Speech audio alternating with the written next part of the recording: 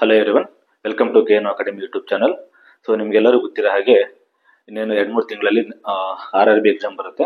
RRB ಅಲ್ಲಿ compulsory mental ability questions ಇದ್ದೇ ಇರುತ್ತೆ. ಸೊ ಯಾರ್ಯಾರು RRB ಗೆ ಪ್ರಿಪೇರ್ ಆಗ್ತಾ ಇದ್ದೀರಾ, ಸೊ ಎಲ್ಲರೂ ಈ ವಿಡಿಯೋನ ಮಿಸ್ ಮಾಡದೆ ನೋಡಿ. ಸೊ ನನಗೆ ಎಷ್ಟು ಮೆಂಟಲ್ ಎಬಿಲಿಟಿ ಬಗ್ಗೆ ತಿಳಿದಿದೆ ಅದನ್ನ ನಾನು ವಿಡಿಯೋ ಮುಖಾಂತರ ನಿಮಗೆ ತಿಳಿಸೋ ಪ್ರಯತ್ನ ಮಾಡ್ತಾ ಇದ್ದೀನಿ. ಅದು ಕನ್ನಡದಲ್ಲಿ ಈಸಿಯಾಗಿ ಅರ್ಥ ಆಗಿಲ್ಲ ಅಂತ, ಯಾಕಂದ್ರೆ ಕೆಲವರೆಲ್ಲ ಹಿಂದಿ ಚಾನಲ್ ಅಲ್ಲಿ ಇದೆ, ಇಂಗ್ಲಿಷ್ ಚಾನಲ್ ಅಲ್ಲಿ ಇದೆ, ಅದು ನಮ್ಮ ಹುಡುಗರು ಅರ್ಥ ಆಗೋದಿಲ್ಲ. ಅದಕ್ಕೋಸ್ಕರ ನಾನು ಕನ್ನಡದವ್ರಿಗೋಸ್ಕರನೇ ಕನ್ನಡದಲ್ಲಿ ಹೇಳ್ಬೇಕು ಅಂತಂದೇಳಿ ವಿಡಿಯೋಸ್ ಅನ್ನ ಕನ್ನಡದಲ್ಲಿ ಮಾಡ್ತಾ ಇದ್ದೀನಿ, ಈಸಿಯಾಗಿ ಅರ್ಥ ಮಾಡ್ಕೊಡ್ಲಿ ಅಂತ. ಯಾಕಂದ್ರೆ ಮೆಂಟಲ್ ಎಬಿಲಿಟಿ ತುಂಬಾ ಈಸಿ ಸಬ್ಜೆಕ್ಟ್.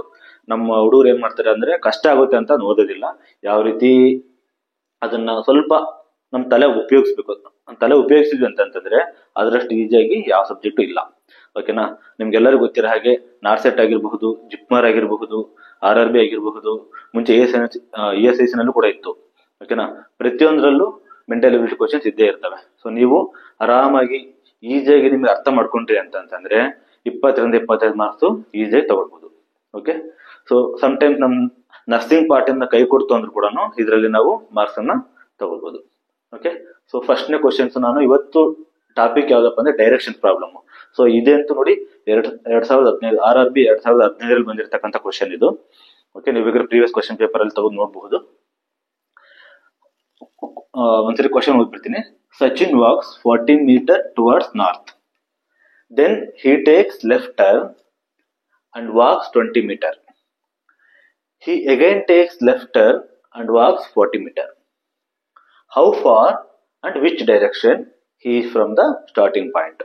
ಸೊ ಇದನ್ನ ಒಂದ್ಸರಿ ಕನ್ನಡದಲ್ಲಿ ಹೇಳ್ಬಿಡ್ತೀನಿ. ಸಚಿನ್ ಅನ್ನ ಏನ್ ಮಾಡ್ತಾನೆ, 40 ಮೀಟರ್ ನಾರ್ತ್ ಸೈಡ್ಗೆ ವಾಕ್ ಮಾಡ್ಕೊಂತ ಹೋಗ್ತಾನೆ. ಅಲ್ಲಾದ್ಮೇಲೆ ಏನಾಗುತ್ತೆ, ಹಿ ಟೇಕ್ ಲೆಫ್ಟ್ ಟರ್ನ್, ಎಡಗಡೆ ತಿರ್ಕೊಳ್ತಾನೆ. ಎಡಗಡೆ ತಿರ್ಕೊಂಡ್ಬಿಟ್ಟು ಏನ್ ಮಾಡ್ತಾನೆ, 20 ಮೀಟರ್ ನಡೀತಾನೆ. Then again he takes left turn, ಮತ್ತೆ ಎಡಗಡೆ ತಿರ್ಕೊಳ್ತಾನೆ. ಎಡಗಡೆ ತಿರ್ಕೊಂಡ್ಬಿಟ್ಟು 40 ಮೀಟರ್ ವಾಕ್ ಮಾಡ್ತಾನೆ. ಅದಾದ್ಮೇಲೆ ಏನ್ ಮಾಡ್ತಾನೆ, ಸೊ ಅಲ್ಲಿ ಮುಗಿಯುತ್ತೆ.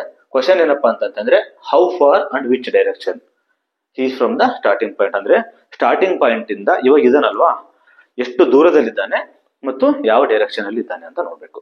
ಈ ಮೆಂಟಲ್ ಎಬಿಲಿಟಿಯಲ್ಲಿ ಈ ಡೈರೆಕ್ಷನ್ ಪ್ರಾಬ್ಲಮ್ ಅನ್ನು ನೋಡ್ಬೇಕು ಅಂತಂದ್ರೆ ನಾವು ಫಸ್ಟ್ ಡೈರೆಕ್ಷನ್ಸ್ ಯಾವ ರೀತಿ ಬರುತ್ತೆ ಅಂತ. ನಿಮಗೆ ಯಾವುದೇ ಪ್ರಾಬ್ಲಮ್ ಬಂದ್ರು ಕೂಡ ನಿಮ್ಮ ಸೈಡ್ ಅಲ್ಲಿ ವರ್ಕಿಂಗ್ ಶೀಟ್ ಇರುತ್ತಲ್ವಾ, ಆ ಪೇಜ್ ಅಲ್ಲಿ ಏನ್ ಮಾಡ್ತೀರಾ ಅಂತಂದ್ರೆ ಫಸ್ಟ್ ಈ ತರ ಒಂದು ಡೈರೆಕ್ಷನ್ ಹಾಕೊಂಡ್ಬಿಡಿ.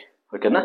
ನೋಡಿ, ಯಾವುದೇ ನಾವು ಪೇಪರ್ ಅಲ್ಲಿ ಬರೆಯುವಾಗ, ಓಕೆ, ಮುಂಚೆ ನಿಮ್ಗೆಲ್ಲ ಹೇಳ್ತಾ ಇದ್ರು ಭೂಪಟದ ಎದುರಿಗೆ ನಿಂತಾಗ ಅಂತಂದೇಳಿ ಹೇಳ್ತಿದ್ರು, ಆತರ ನಾವು ಈ ತರ ಹಾಕೊಳ್ಬೇಕಂದ್ರೆ ಯಾವ ತರ ಮಾಡ್ಬೇಕು, ಯಾವಾಗ್ಲೂ ನಮ್ದು ಅಪ್ಪರ್ ಸೈಡ್ ನಾರ್ತ್ ಇರುತ್ತೆ. ಓಕೆ, ಮೇಲ್ಗಡೆ ನಾರ್ತ್ ಹಾಕೊಬೇಕು, ಕೆಳಗಡೆ ಸೌತ್ ಹಾಕೊಬೇಕು. ನಮ್ಮ ಬಲಗಡೆಗೆ ಈಸ್ಟ್ ಹಾಕೊಬೇಕು, ಎಡಗಡೆಗೆ ವೆಸ್ಟ್ ಹಾಕೊಬೇಕು. ಯಾವುದೇ ಪ್ರಾಬ್ಲಮ್ ಬಂದ್ರು ಕೂಡ ಈ ಫಾರ್ಮುಲಾನ ಮರಿಬೇಡಿ. ಇದು ನೀವು ಹಾಕೊಂಡ್ಬಿಟ್ರೆ ತುಂಬಾ ಈಸಿ ಆಗುತ್ತೆ. ನೋಡಿ, ಮೇಲ್ಗಡೆ ನಾರ್ತ್ ಹಾಕೊಬೇಕು, ಕೆಳಗಡೆ ಸೌತ್ ಹಾಕೊಬೇಕು, ಬಲಗಡೆಗೆ ಈಸ್ಟ್ ಹಾಕೊಬೇಕು, ಎಡಗಡೆಗೆ ವೆಸ್ಟ್ ಹಾಕೊಬೇಕು. ಇದು ನೀವು ಬೈ ಹಾರ್ಟ್ ಮಾಡಿದ್ರೆ ತೊಂದರೆ ಇಲ್ಲ. ಓಕೆ, ಆಮೇಲೆ ಇದ್ರ ಮಧ್ಯೆ ನೋಡಿ, ನಾರ್ತ್ ಈಸ್ಟ್, ನಾರ್ತ್ ಮತ್ತೆ ಈಸ್ಟ್ ಮಧ್ಯೆ ಇರೋದು ನಾರ್ತ್ ಈಸ್ಟ್, ಸೌತ್ ಮತ್ತೆ ಈಸ್ಟ್ ಮಧ್ಯೆ ಇರೋದು ಸೌತ್ ಈಸ್ಟ್, ದೆನ್ ಸೌತ್ ಮತ್ತೆ ವೆಸ್ಟ್ ಮಧ್ಯೆ ಇರೋದು ಸೌತ್ ವೆಸ್ಟ್. ಅದೇ ತರ ನಾರ್ತ್ ಮತ್ತು ವೆಸ್ಟ್ ಮಧ್ಯೆ ಇರೋದು ನಾರ್ತ್ ವೆಸ್ಟ್. ಈ ತರ ನಾವು ಹೇಳ್ಬೇಕು. ಓಕೆ, ಸೊ ಮಧ್ಯಂತರ ಬಂದಾಗ ಕ್ವಶನ್ಸ್ ಬರುತ್ತೆ. ಸೊ ಈಗ ಈ ಕ್ವಶನ್ ಅನ್ನ ಯಾವ ರೀತಿ ಸಾಲ್ವ್ ಮಾಡ್ಬೇಕಂತ ನೋಡೋಣ. ಫಸ್ಟ್ ನೀವು ಇದನ್ನ ತಿಳ್ಕೊಳ್ಳೇಬೇಕು. ಇದನ್ನ ತಿಳ್ಕೊಂಡ್ರೆ ಕ್ವಶನ್ ಸಾಲ್ವ್ ಮಾಡೋಕೆ ಸಾಧ್ಯ ಇಲ್ಲ. ಓಕೆ, ಮೇಲೆ ಯಾವ್ದು ಬರುತ್ತೆ, ಕೆಳಗಡೆ ಯಾವ್ದು ಬರುತ್ತೆ, ಎಡಕ್ಕೆ ಯಾವ್ದು, ಬಲಕ್ಕೆ ಯಾವ್ದು ತಿಳ್ಕೊಬೇಕು. ಓಕೆ, ಸೊ ಇವಾಗ ಈ ಕ್ವಶನ್ ಅನ್ನ ಹೇಗೆ ಸಾಲ್ವ್ ಮಾಡ್ಬೇಕು ಅಂತ ನೋಡೋಣ.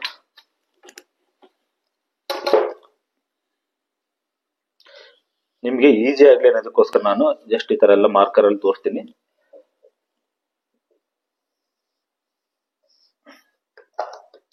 ನೋಡಿ, ಇದು ಡೈರೆಕ್ಷನ್ಸ್ ಅಂತ ಅನ್ಕೊಳ್ಳಿ. ಸೇಮ್ ಇದು ನಾರ್ತ್, ನಾನು ಯಾವಾಗ್ಲೂ ಹೇಳ್ದಂಗೆ ಇದು ನಾರ್ತ್. ಓಕೆ, ಇದು ಸೌತ್, ಇದು ಈಸ್ಟ್, ಇದು ವೆಸ್ಟ್. ಸೊ ಈ ತರ ಡೈರೆಕ್ಷನ್ಸ್ ಇದೆ ನಮ್ಗೆ. ಇವಾಗ ಏನ್ ಮಾಡ್ಬೇಕು ಅಂತಂದ್ರೆ, ಈಗ ಸಚಿನ್ ನಡ್ಕೊಂಡು ಹೋಗ್ತಾನೆ. ಹೇಗ್ ನಡ್ಕೊಂಡು ಹೋಗ್ತಾನೆ ಅಂತಂದ್ರೆ ನೋಡಿ, ಇದು ಸ್ಟಾರ್ಟಿಂಗ್ ಪಾಯಿಂಟ್ ಅಂತ ಅನ್ಕೊಳ್ಳಿ. ನೋಡಿ, ಸೊ ಸಚಿನ್ ಇಲ್ಲಿದ್ದಾನೆ. ಇಲ್ಲಿಂದ 40 metres towards the north. North direction ಈ ಕಡೆ ಇದೆ ನೋಡಿ, ನಾರ್ತ್ ಡೈರೆಕ್ಷನ್ ಈ ಕಡೆ ಇದೆ. ಸೊ 40 ಮೀಟರ್ಸ್ ನಡ್ಕೊಂಡು ಹೋಗ್ತಾನೆ.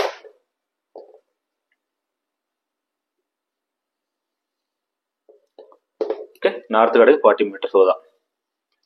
ನೀವು ಬೇಕಾದ್ರೆ ಹಿಂಗ ಆರೋ ಮಾರ್ಕ್ ಹಾಕೊಳ್ಳಿ. ಇಲ್ಲ 40 ಮೀಟರ್ಸ್. ಓಕೆ, ಹಿಂಗೆ. ಸೊ ಅದಾದ್ಮೇಲೆ ಏನ್ ಮಾಡ್ದ, ಹಿ ಟೇಕ್ಸ್ ಲೆಫ್ಟ್ ಟರ್ನ್. ನೋಡಿ ಹಿಂಗ್ ಹೋಗ್ತಾ ಇದ್ದೀನಿ ಅಂತಂದ್ರೆ ಲೆಫ್ಟ್ ಟರ್ನ್ ಆದ. ಲೆಫ್ಟ್ ಟರ್ನ್ ಆಗ್ಬಿಟ್ಟು ಏನ್ ಮಾಡ್ದ, ವಾಕ್ 20 ಮೀಟರ್ಸ್. ಸೊ ಹಿಂಗೆ 20 ಮೀಟರ್ಸ್. ಮತ್ತೆ ನೀವು ಜಸ್ಟ್ ಹಿಂಗೆ ಹಾಕೊಳ್ಳಿ. ನೀವೇ ನಡ್ಕೊಂಡು ಹೋಗ್ತಾ ಇದ್ದೀರಾ ಅನ್ನೋ ರೇಂಜ್ಗೆ ನಾವು ಮಾಡ್ಕೊಬೇಕಾಗತ್ತೆ. ಸೊ 40 ಮೀಟರ್ ಆದ್ಮೇಲೆ ಇಲ್ಲಿ 20 ಮೀಟರ್ ಅಂದ್ರೆ ಹಿಂಗ್ ಹೋದವನು ಮತ್ತೆ ಹಿಂಗ್ ತಿರ್ಕೊಂತಾನೆ. ಓಕೆ, ಸೊ ಅದಾದ್ಮೇಲೆ ಏನ್ ಮಾಡ್ತಾನೆ, he again takes left turn and walks 40 metre. ಮತ್ತೆ ನೋಡಿ ಹಿಂಗ್ ಹೋಗ್ತಿದ್ದವನು ಮತ್ತೆ ಲೆಫ್ಟ್ ತಿರ್ಕೊಂತಾನೆ. ಲೆಫ್ಟ್ ತಿರ್ಕೊಂಡು 40 ಮೀಟರ್ ಹೋಗ್ತಾನೆ.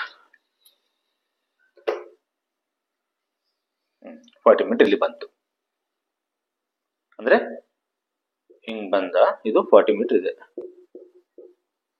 ಸೊ ನೋಡಿ, ನೀವು ಸ್ಟಾರ್ಟಿಂಗ್ ಬರ್ಕೊಬೇಕು. ಯಾಕೆ ಇಂಪಾರ್ಟೆಂಟ್ ಅಂತಂದ್ರೆ ಇಲ್ಲಿ 40 ಮೀಟರ್ ಇದೆ, ಇಲ್ಲಿ 20 ಮೀಟರ್ ಇದೆ, ಹಿಂಗ 20 ಮೀಟರ್ ಹೋದ, ಹಿಂಗೆ ಮತ್ತೆ 40 ಮೀಟರ್ ಬಂದ. ಸೊ ಇದರಿಂದ ನಾವೇನ್ ನೋಡ್ಬೇಕು, ಈಗ ನೆಕ್ಸ್ಟ್ ಕ್ವಶನ್ ಏನಪ್ಪಾ ಅಂದ್ರೆ how far and which direction is from the starting point ಅಂತ ಕ್ವಶನ್ ಇದೆ. ನೋಡಿ ಸ್ಟಾರ್ಟಿಂಗ್ ಇಲ್ಲಿ ಮಾಡಿದ್ದು, ಇಲ್ಲಿ ಮಾಡಿದ. ನಾನು ಜಸ್ಟ್ ಇದು ರೆಫರೆನ್ಸ್ಗೋಸ್ಕರ ಅಷ್ಟೇ ಇಲ್ಲಿ ಹಾಕೊಂಡಿದ್ದು, ನಾರ್ತ್ ಈಸ್ಟ್ ಸೌತ್ ವೆಸ್ಟ್ ಅಂತ ಅಂದೇಳಿ. ಓಕೆ, ಸೊ ಇಲ್ಲಿಂದ ಸ್ಟಾರ್ಟ್ ಮಾಡಿ ನಾರ್ತ್ ಹೋದ 40 ಮೀಟರ್, ಮತ್ತೆ ಎಡಕ್ ತಿರುಗದ 20 ಮೀಟರ್ ನಡೆದ, ಮತ್ತೆ ಎಡಕ್ ತಿರುಗದ 40 ಮೀಟರ್ ನಡೆದ. ಈಗ ನಾವು ಡಿಸ್ಟೆನ್ಸ್ ಅನ್ನು ಹೆಂಗ್ ಕಂಡಿಡ್ಬೇಕಂದ್ರೆ ಇಲ್ಲಿಂದ ಸ್ಟಾರ್ಟಿಂಗ್ ಪಾಯಿಂಟ್ ಇದು, ಇಲ್ಲಿಂದ ಇಲ್ಲಿಗೆ ಎಷ್ಟು ಡಿಸ್ಟೆನ್ಸ್ ಇದೆ ಅಂತ ಕಂಡುಹಿಡಬೇಕು. ಇಲ್ಲಿಂದ ಇಲ್ಲಿಗೆ ಎಷ್ಟು ಡಿಸ್ಟೆನ್ಸ್ ನೋಡಿ ಈಸಿಯಾಗಿ ಗೊತ್ತಾಗುತ್ತೆ. ಇಲ್ಲಿಂದ ಇಲ್ಲಿಗೆ ನೋಡಿ ಮೇಲೆ 20 ಮೀಟರ್ಸ್ ಅಲ್ವಾ, ಸೊ ಇಲ್ಲಿ ಕೂಡ 20 ಮೀಟರ್ಸ್. ಇದು ನಮ್ಮ ಆನ್ಸರ್. ಓಕೆನಾ. ಆಮೇಲೆ ಯಾವ ಡೈರೆಕ್ಷನ್ ಅಂತಿದೆ ನೋಡಿ, ಯಾವ ಡೈರೆಕ್ಷನ್ ಅಂತಂದ್ರೆ ನೋಡಿ ಇಲ್ಲಿದ್ದಾನೆ ಅಂತಂದ್ರೆ ಇಲ್ಲಿ ಸ್ಟಾರ್ಟ್ ಮಾಡಿದ್ದ, ಈಗ ಇಲ್ಲಿದ್ದಾನೆ ನೋಡಿ, West.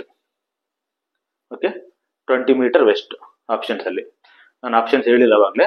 A 100 metre to the north, B 80 metre to the east, C 60 metre to the west, D 20 metre to the west ಅಂತಿದೆ.